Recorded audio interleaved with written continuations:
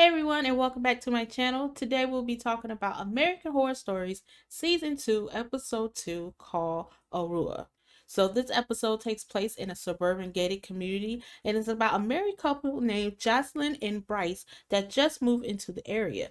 Jocelyn has a fear of being alone because of what happened in her childhood, and she purchased a home security called Aurora, of course, and she was being tricked by the salesman into purchasing the product. So this salesman was going to make sure he was getting his commission because the way he described how him and his wife purchased the product was too funny. Jocelyn comes home and Bruce finds out that she purchased a $200 home security. And of course, he wasn't too happy about it and said that they moved to a gated community so she can feel comfortable and safe. But Jocelyn believes that she needs extra protection. Later on in the episode, Jocelyn is startled through the doorbell camera by a man that she knew from a high school. He knows Jocelyn's name and wants her attention. And of course, when Jocelyn calls the police, the guy disappears. The Aurora app doesn't record anything, even though it's supposed to, which has a full view of their house, which is their front door, and it didn't spot the man either. What happened is written off as a stress, a bad dream, and a lingering effects of what Jocelyn experienced as a kid. Just when you think it's slightly going to take a turn with Bryce sees the same man that Jocelyn sees and has seen it before, you would think that he would believe her, but it turns out that he just immediately writes the whole thing off as a prank. He thinks some hacker has broken into the Wi-Fi and tormented Jocelyn, and he's even advised Jazz to look up the other Aurora pranks on YouTube so she could see it happens all the time. In my opinion, that was terrible advice. Like he should have never said that.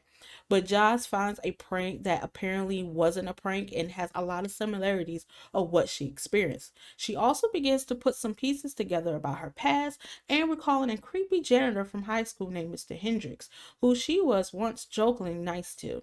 He took it that a bit seriously and started sending her love notes until he was apparently institutionalized. So Jazz does some investigation and went into Mr. Hendrick's sister's house. She pretends that she's one of the alumni and tries to find out where is Mr. Hendrick located. The sister stated that after her brother lost his job, he stayed at home and then left, and she has never seen him again. Mr. Hendricks is back again at the door, and crucially, she lets him in.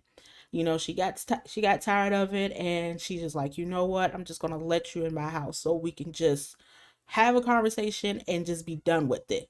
So she grants him access, and Mr. Hendricks apologized to Jocelyn for making her feel uncomfortable at school. And she also apologized for her and her friends making fun of him as well. They decided to forgive each other after, and his eyes started to bleed, and he turns into dust. And just when you think that it's over, another person shows up at the front door, and this time it's a woman that wants to speak with Bryce. You could tell that he was very suspicious because the way he was acting when he ripped that security camera off the door, I knew right then and there that he knew this woman and he had something to do with what had happened to her. So, of course, Jocelyn does her investigation again and finds out that Bryce knows the young woman named Mary Jean Brookett. She was the victim of a hit and run. Bryce is forced to reveal that Mary Jean was pregnant with his child, and since he couldn't allow that to interfere with his plan, he took the hit and run as an opportunity to kill her. So, of course, Bryce was trying to kill Jocelyn, and that's when the ghost Mary intervenes and basically kills him.